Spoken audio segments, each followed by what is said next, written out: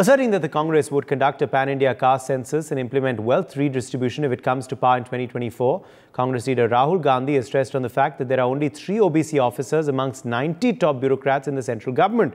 While addressing in Patan, Gujarat, the Congress leader alleged that the 3 OBC bureaucrats are being made to sit behind in a corner and given a small department.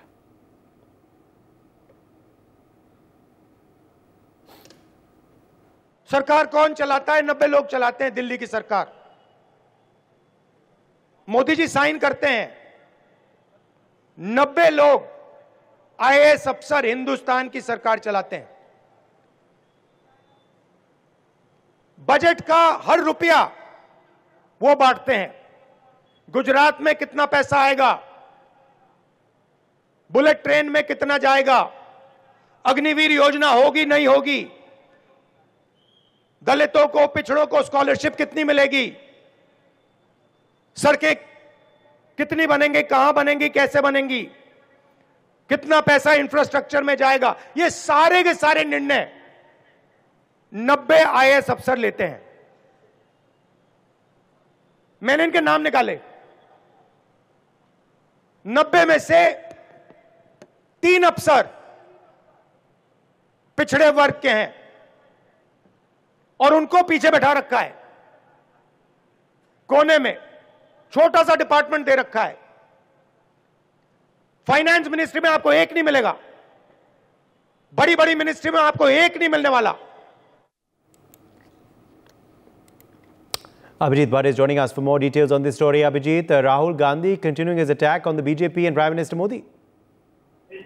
बिल्कुल बता दूं तो जिस तरह से राहुल गांधी आज पाटन में गुजरात में लोकसभा चुनाव के प्रचार के दौरान सभा को संबोधित करे तो उस टाइम तो उन्होंने खास तौर पे मोदी सरकार और प्रधानमंत्री नरेंद्र मोदी के ऊपर प्रहार करे थे और उसमें उन्होंने खास ये बताया कि जिस तरह से दिल्ली में सरकार मोदी की सरकार है, लेकिन वो सरकार नहीं चला रहे। 90 जो आईएएस ऑफिसर टॉप लेवल के वो चला रहे और कहां से कितना पैसा किन योजना को जाना है वो तय करते हैं। इस तरह से उन्होंने ऐसा भी बताया कि पिछड़े वर्गों के जो ऑफिसर्स है उनको भी लगाया गया है, लेकिन जहां पर उसकी काम जरूरत है वहां पर उनको नहीं लगाया गया और ऐसे कामों में लगाया गया।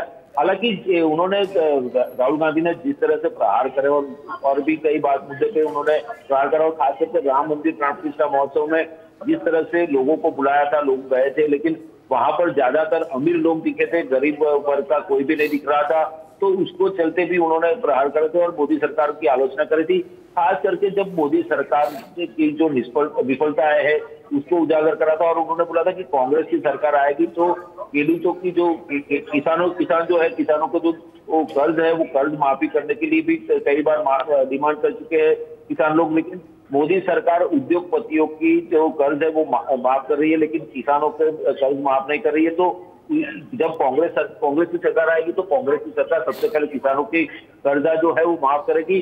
और जिस तरह से देश को लूटने की साजिश की जा रही है मोदी सरकार की ओर से, ये कहीं ना कहीं आने वाले समय में जब चुनाव खत्म हो जाएंगे और नतीजे भी आएंगे तो कांग्रेस की सरकार बनेगी तो कांग्रेस इन सभी मुद्दों को लेके ये सभी जो कांग्रेस की सरकार होगी तो कांग्रेस इस सभी जो योजनाएं हैं उसके ऊपर जांच करेगी और इन्वेस्टिगेशन करेगी। और खास करके उन्होंने अग्निवीर योजना को लेके भी निशाना साधा था और बताया था कि अग्निवीर योजना मोदी जी ने लगाई है। हालांकि ये योजना हमारी सरकार बनेगी तो रद्द की जाएगी, ऐसा भी उन्होंने बताया था। जी, Appreciate you joining us, Abhijit, with those details. For more such videos, subscribe to the NewsX YouTube channel, hit the bell icon.